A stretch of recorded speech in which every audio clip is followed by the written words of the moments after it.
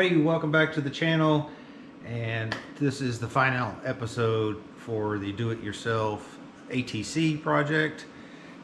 It's been a really long journey, good and bad, most part good.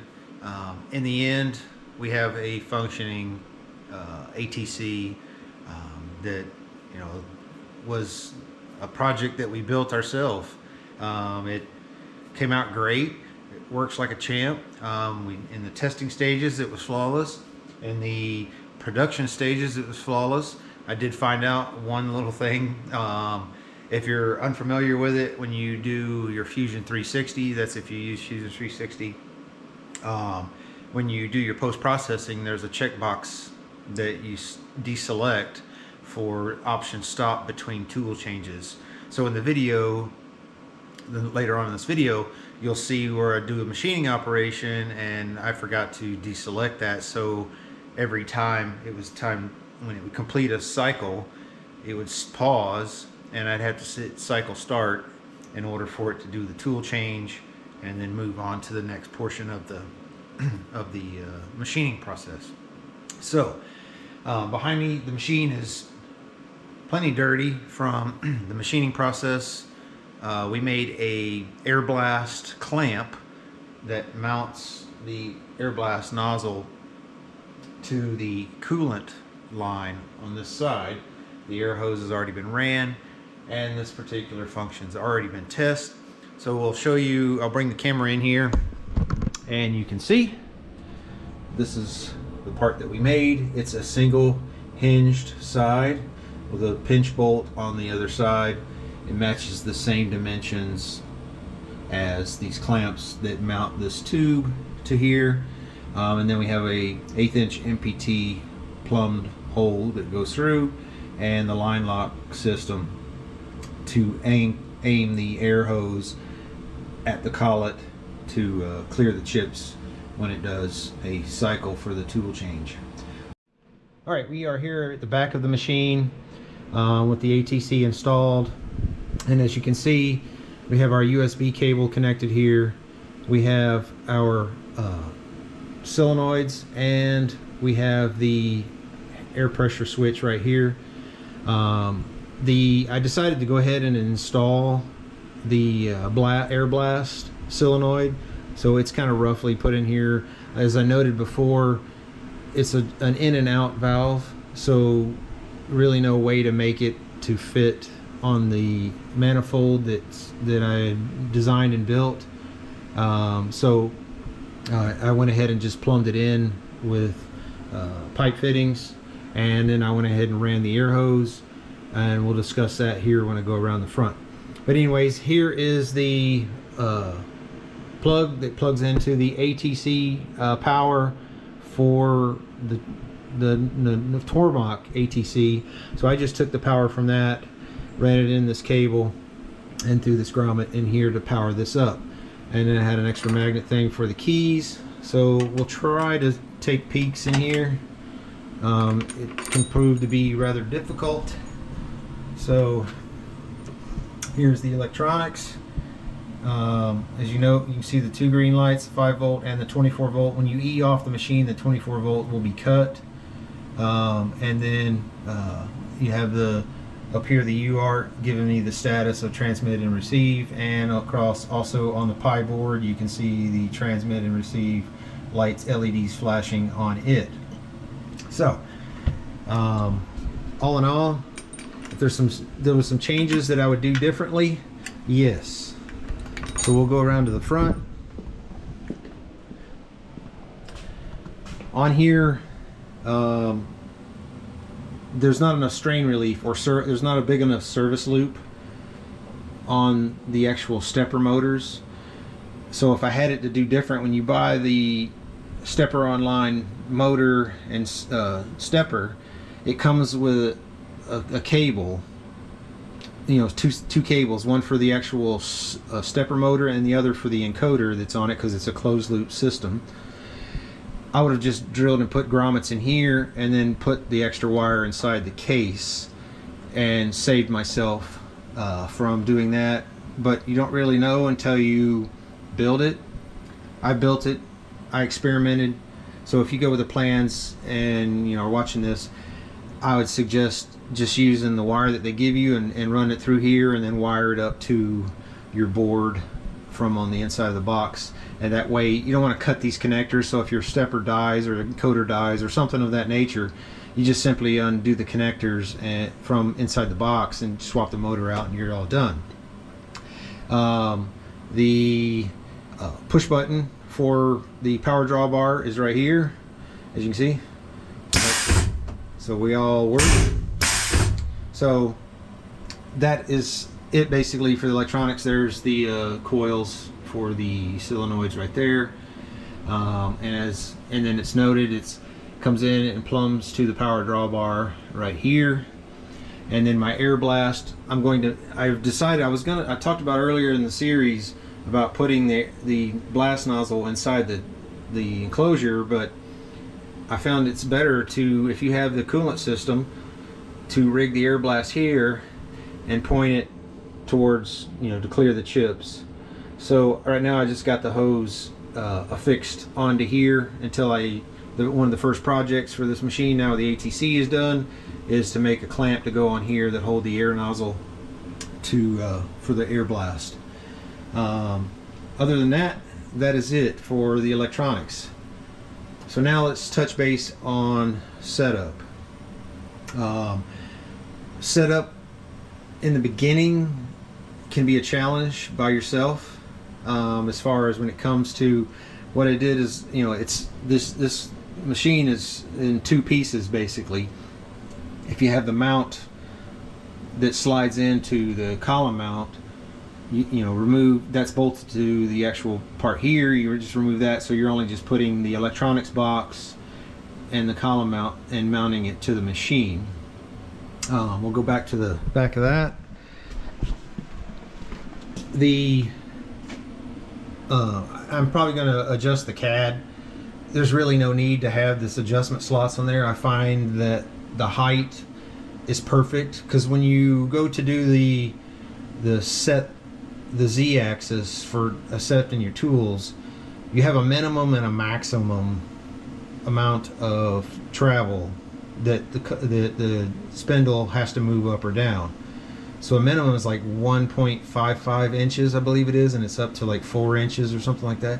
But you want your ATC is up as high as you can get it, because you never know the length of the tools that you have, and your vise and all that kind of stuff that gets mounted to the table. You want to make sure you get clearance underneath it, so you want it as high as you can.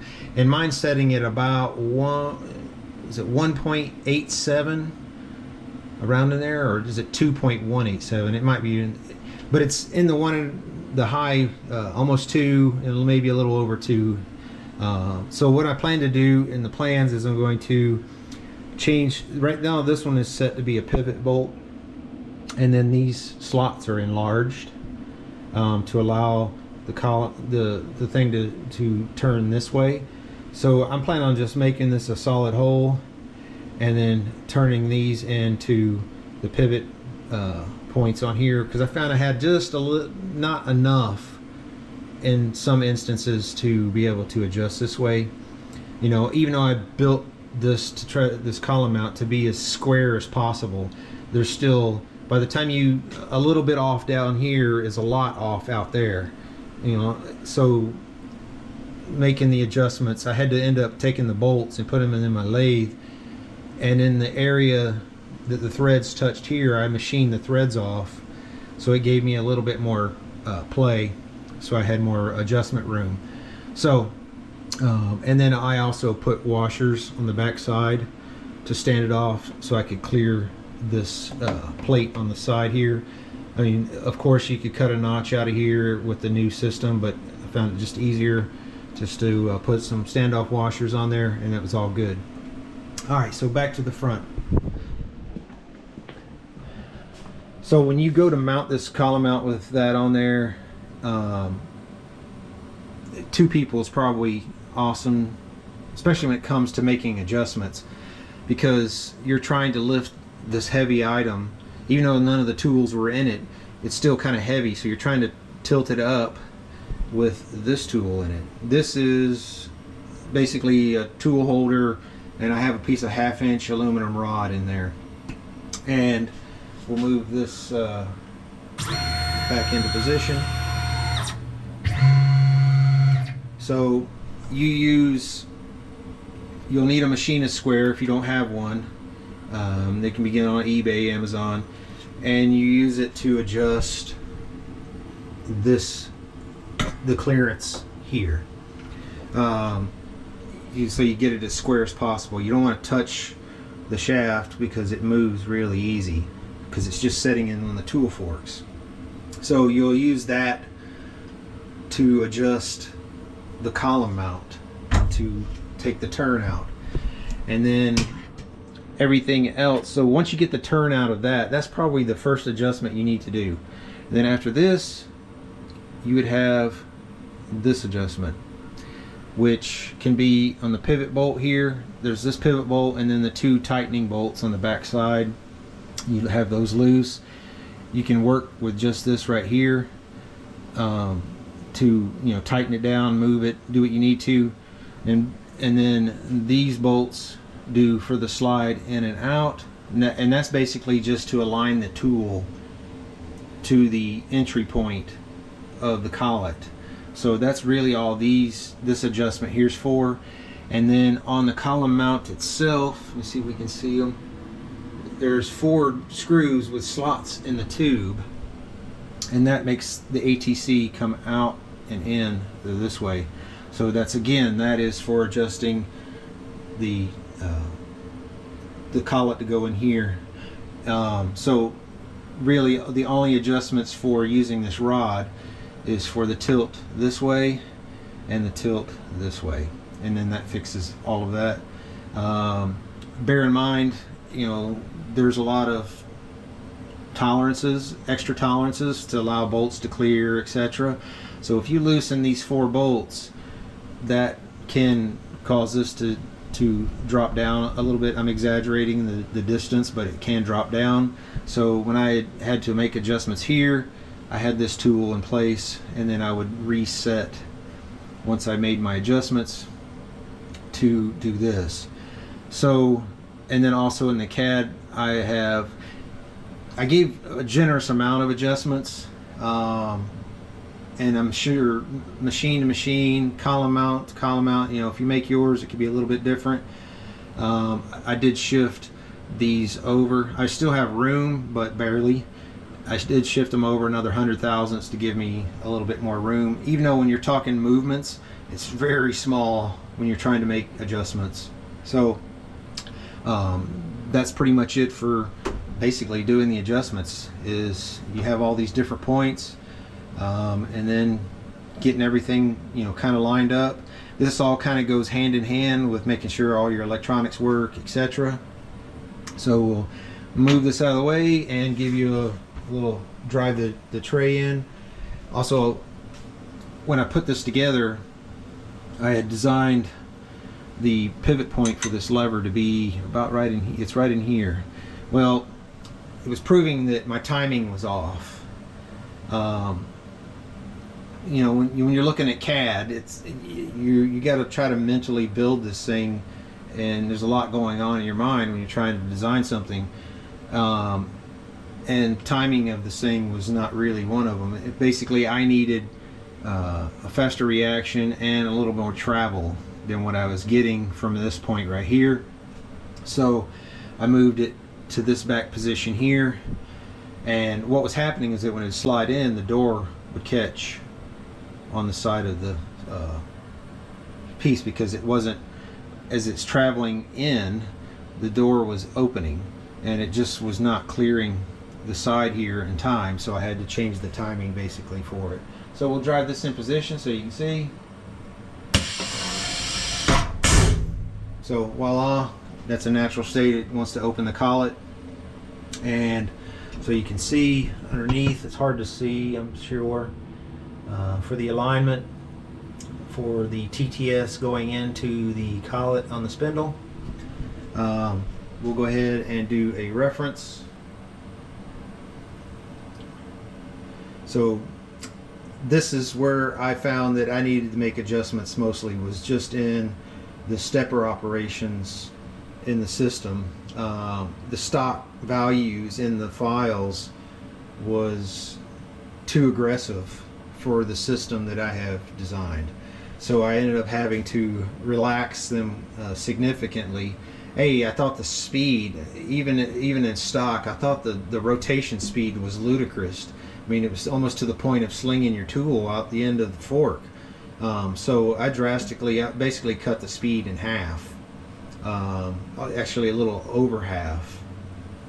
Getting it down to what I felt was, this is a collet system, and the way it feeds into the machine is very vague, sloppy to say the least. So any kind of inertia, I mean, you got to figure by the time you put all your tools and everything in there, the weight is dramatic. As far as the inertia, that's once it starts spinning really fast, it's got to stop that weight. So on a small stepper motor, so I slowed the speed way down, and I changed the acceleration and deceleration, as well as the adjustment increments. I felt that when you would make an adjustment to shift, tool forward or tool back, when you're trying to align it to the hole, I felt that the movement was too much because you have so much slop in here. It's a belt drive, and the slop is needed. That's why they have the taper on the top of the TTS to help to align as it goes through. So if there's a little bit of out of adjustment, that the taper will push it and line it up, self-lining basically. So I felt that the adjustments was too much, so I cut them in half so I could get a much finer adjustment, which turned out to be great. But for the most part, when your other adjustment is you have to lower the collet down onto the to the part right where it touches. I tried to get it clear, and then where I could see daylight between the two, and then just keep and then I switched it over to steps. First at 10,000ths and then down to 1,000ths, where I just barely touched the collet. You could probably have a little more of a gap to it, maybe a piece of paper, because when the ATC pulls it in, it's going to pull it up, draw it up into the system. That's how it naturally works. And then once you have that, you have to set your TC position. Once you have told it this is where it picks the tool up, you set that and you're all good there. So we will do a quick show. So again, once the tool's parked, you start the machine. I think if you select a tool, it'll automatically reference, but I've been getting in the habit, I've been referencing the ATC myself. So we'll load up. All right, now I have this rod and is labeled as tool 1. So we'll go ahead and put tool 4 in. Sorry about that. My air compressor turned on, and then you would be hard to hear me talk. So anyways, I said we're going to load tool 4. So we'll go ahead and basically enter tool 4 in here. You can see it's already populated. Sorry, the daylight makes it glare on the screen from the camera. So all my tools are populated in the forks. I have all forks loaded. So we have that. So we hit enter. It's going to want to fetch tool 4. You hit yes. It goes ahead and it rotates, goes into position.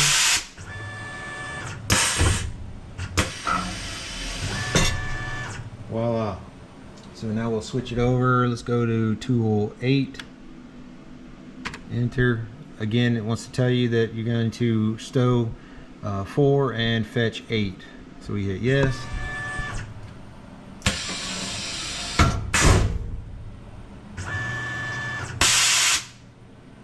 You can hear the air blast.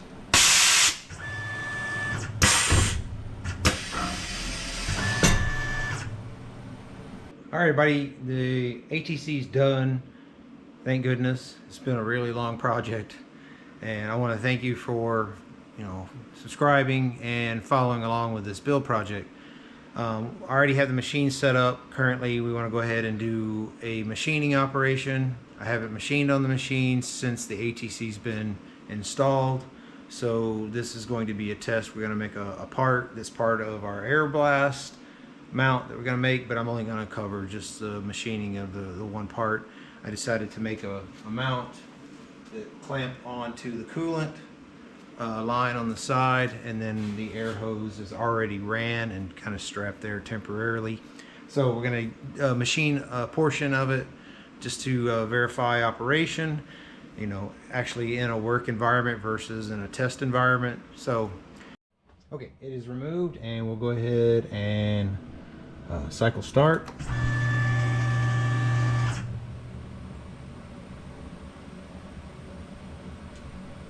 And it's going to, it wants tool 8, which is a manual load. So let's bear with me. I'll put you under my arm here.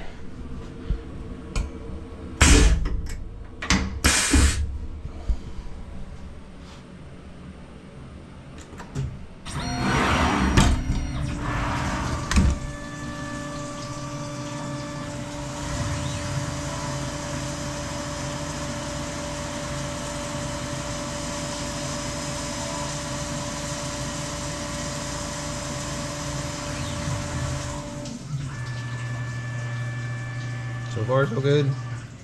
Acting like a normal machine.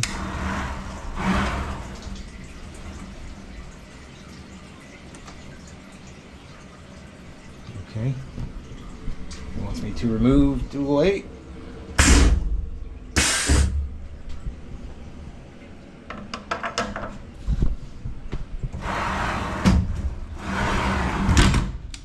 And cycle start. And see the ATC spin. Move it into position. So far, so good.